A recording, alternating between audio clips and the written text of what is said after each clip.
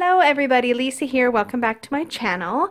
And I just wanted to do a video for you a little bit on working with the energy of the unicorn. So this might not be news to anybody who has known me for a while or who has watched my channel for a while, but I really enjoy working with unicorn energy. And I thought I would share a few of my very favorite things around how I pull unicorn energy and magic into my working and my witchcraft in a general way. So first, I just wanted to show my favorite magical tool to pull this energy in. This is a magical wand that I've had for a very long time. I can't remember where I originally sourced it, but it is wood with a metal inlay that comes all the way up and around to a quartz crystal point. There's also a quartz crystal in the base, as well as some smaller green crystals. I can't remember what those are. I feel like I should know. I forget off the top of my head. And there's also an amethyst here at the tip.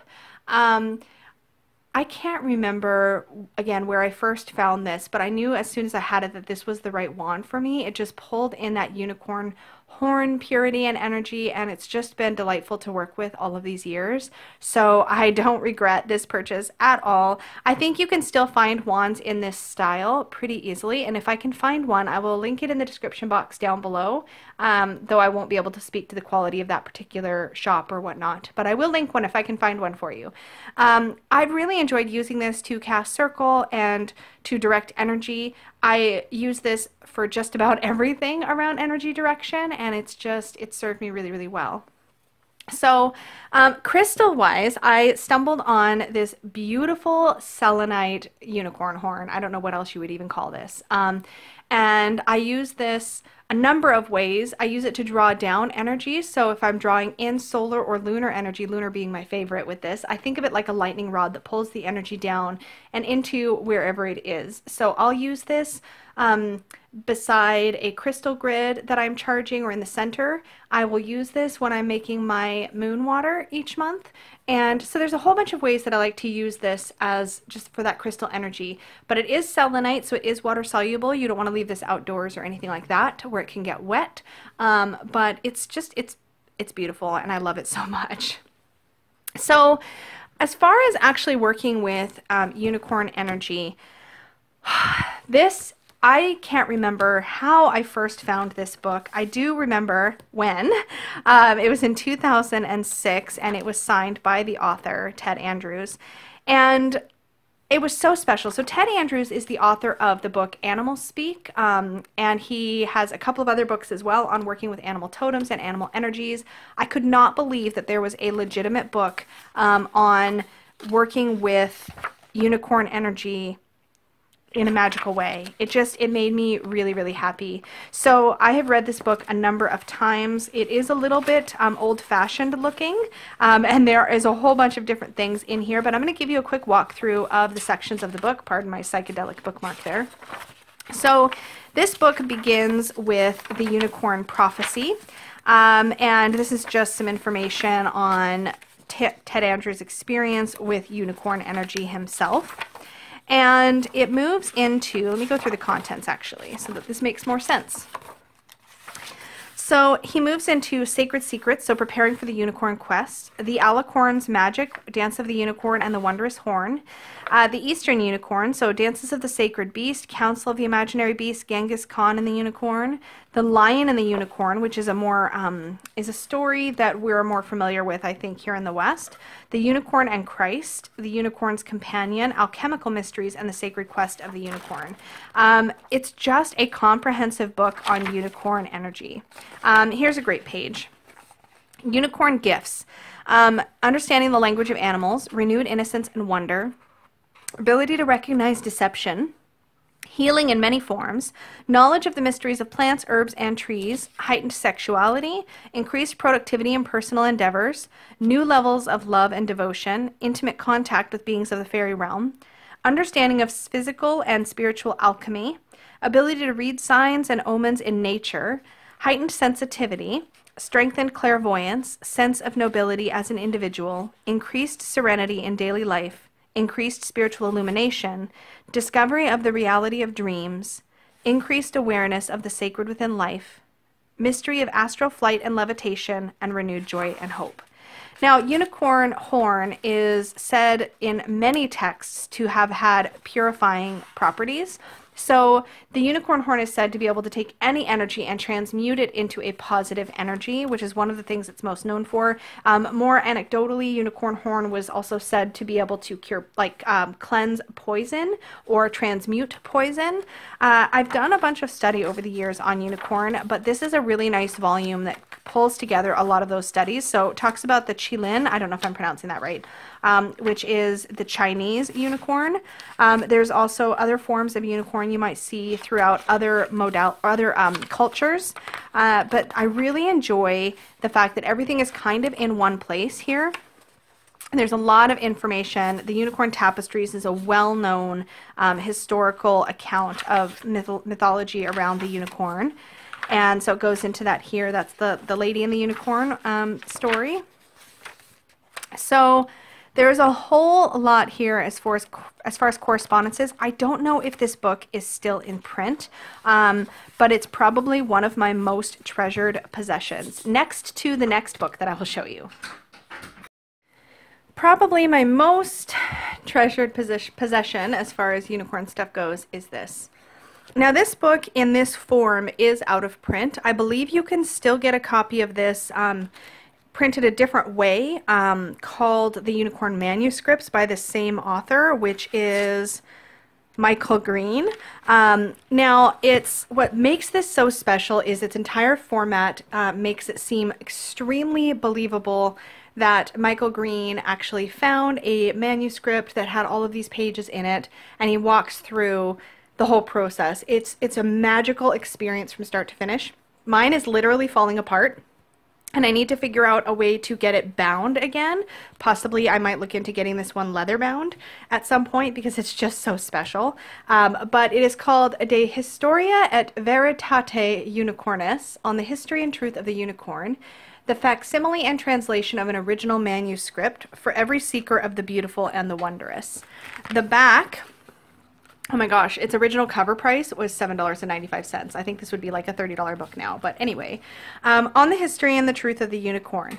For centuries, the unicorn has tread the mysterious boundaries between mythology and reality. The legend has been shaped by hunters, physicians, merchants, rogues, and dreamers into a maze of contradictions that only obscure the question, did or does such an animal really exist? Now this singular manuscript, bearing the cipher of an obscure philosophical brotherhood in 15th century Italy, reveals in convincing details the habits, haunts, and history, even the origin of this rarest of creatures. It even offers intriguing clues that physical evidence of the unicorn's existence is presently at hand and accessible to the determined investigator.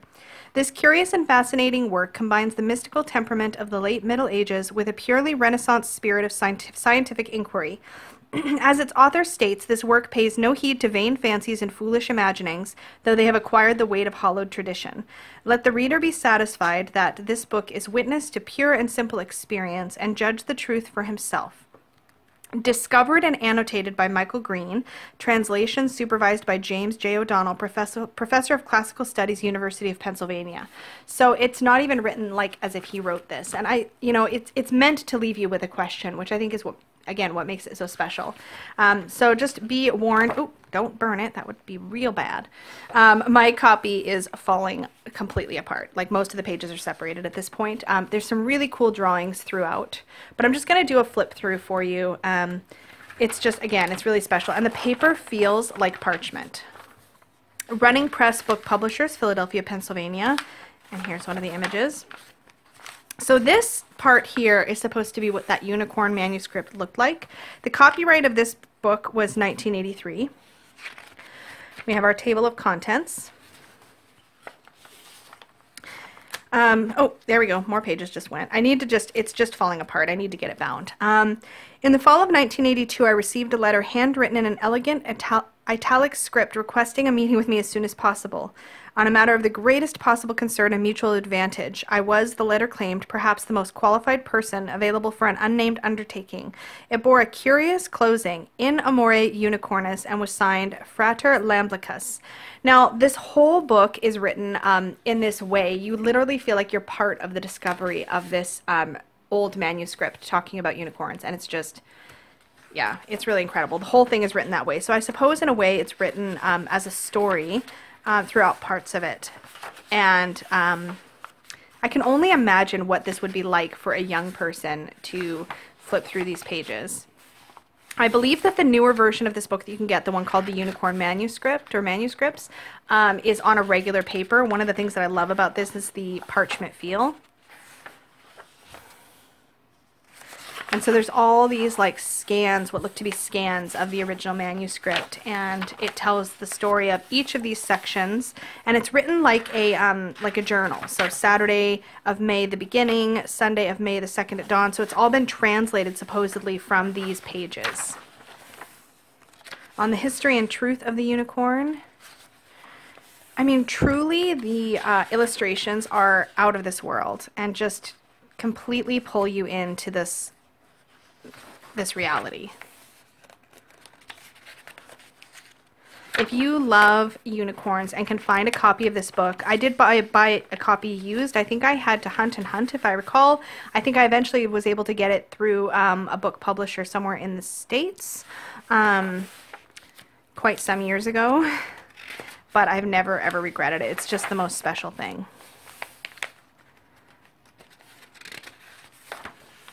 So you're welcome to pause this video at any point if you want to get a better look at some of the illustrations.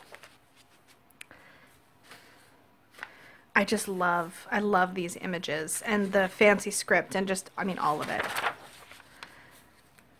Here we see one of the more Eastern depictions of a unicorn.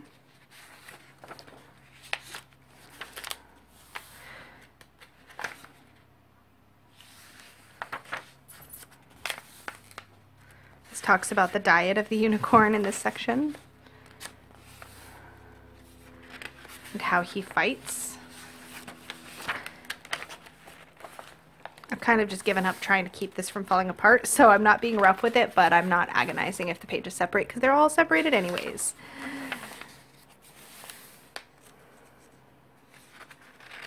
If you know of a company, especially one based in Canada, that does bookbinding, I would really love to get this bound properly.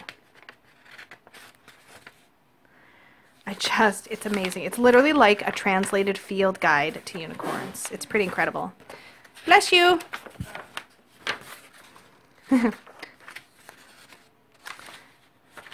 Hopefully I'm not going too fast, but again, do feel free to pause at any point. Of the Council of Unicorns. Oh, this whole section is just... On who may ride the unicorn over here.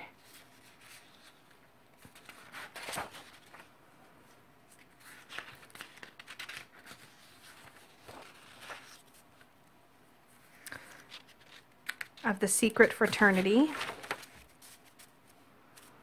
And on the nature of the horn. On the true horn and a riddle. And this is that same drawing we saw at the beginning. And it closes with the prophecy of the true horn. You can see it's totally separated now. Just that last flip through was like, it just couldn't handle it. But I'm going to read this really quickly. Across the voids of time did these words come to me. Into darkness will I fade, into a night that man has made. But through that gloom shall gleam the sun, when I am lost and again am won. Release, release, I call to thee, in new lands across the sea. Let another on narrow pathways come to me. Furthest and highest, yet not beyond reach, choose thou well a path that will teach how the sunken is raised, and emptiness is filled, and a wandering heart can finally be stilled. Seek the great stone, mark it well with a sign, that the one who shall follow shall see it is mine, and seeing shall ponder and certainly know, as the ancients have writ, as above, so below.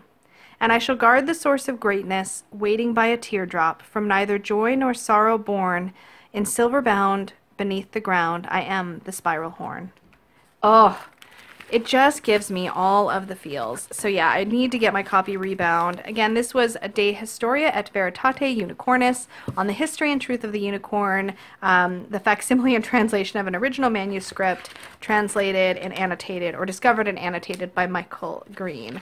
Very, very, very special find. And once I found out about this, I just hunted and hunted until I could find my own copy.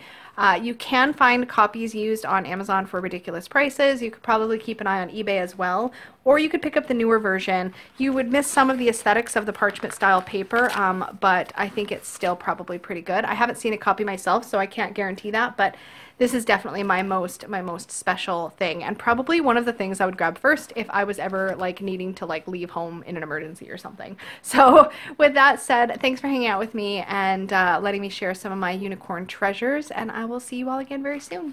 Bye now.